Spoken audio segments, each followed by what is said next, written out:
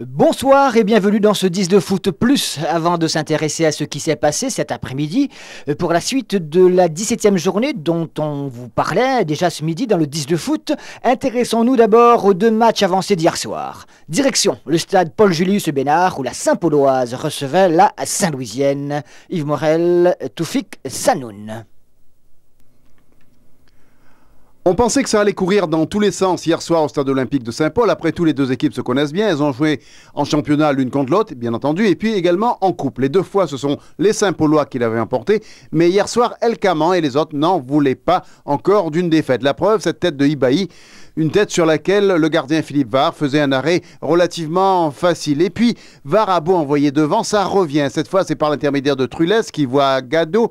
Et puis, les attaques viennent toujours vers Ibaï et vers le gardien Philippe Var, qui cette fois n'est pas du tout inquiété par le tir de la tête de l'ex-joueur des équipes corses et également de l'ex-joueur de l'équipe de Cambuston.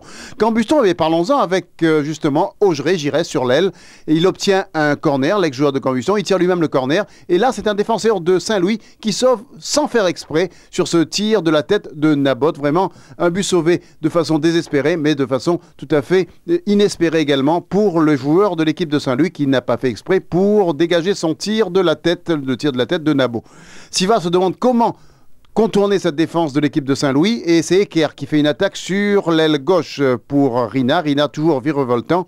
Et là, le centre de Rina va trouver un défenseur de l'équipe de Saint-Paul, en l'occurrence Francia. Mais ça revient toujours avec cette fois Gado. Gado qui tire à côté. Les attaques n'étaient pas très nombreuses de part et d'autre. Et le score va évoluer dans quelques instants avec encore cette attaque de Rina pour Coco Selambarom. Coco Selambarom qui trouve son compère Trulès, qui rate plus ou moins son tir. Et à 5 minutes de la pause, Herman Trulès marque le but de l'équipe de Saint-Louis. On peut le dire depuis maintenant, ce sera le seul but de la rencontre. Un but marqué par Herman Trulès sur une passe de Coco Selambarom. Et là, on semble revenir 10 ans en arrière, quand les deux faisaient les beaux jours de l'équipe de Saint-Louis, comme ils continuent de le faire d'ailleurs. Rina également est toujours efficace. Il donne pour Ibaï. Et là, Philippe Var s'interpose sur le centre de Ibaï. L'équipe de Saint-Paul va tout faire pour revenir à la marque en seconde période, mais ce ne sera pas facile pour contourner cette défense de l'équipe de Saint-Louis. Comme Nabot, lui aussi, qui était insaisissable sur son aile gauche, il centre, mais la défense de Saint-Louis sera prise à revers sur ce tir de Hubert, mais Hachman va revenir in extremis pour contrer Hubert, qui aurait pu égaliser pour son équipe, d'autant plus qu'il restait encore une vingtaine de minutes, et alors tout aurait pu être possible. Hachman qui a retrouvé une place de titulaire dans l'équipe. Et là, il vient vers Nabot pour contrer, mais finalement, plus de peur que de mal pour le gardien Goré. Et puis encore une attaque pour l'équipe de Saint-Louis. Toujours les mêmes, toujours Rina, toujours Trulès.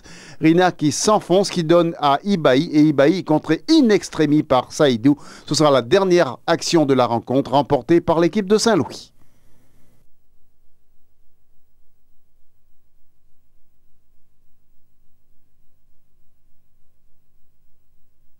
Cette longue série de victoires, il fallait bien un jour que ça s'arrête quand même, non? Ah ben oui, c'est la vie. Hein. Bon, ben on peut pas tout gagner à chaque fois. Bon, ben cette année, on a remporté contre la Sainte-Lusienne 2 fois en championnat chez eux là-bas, et puis bon, en Coupe régionale de France. Bon, cette fois, Saint-Louis a gagné. Bon, ben bravo pour eux. La prochaine fois, ce sera peut-être nous.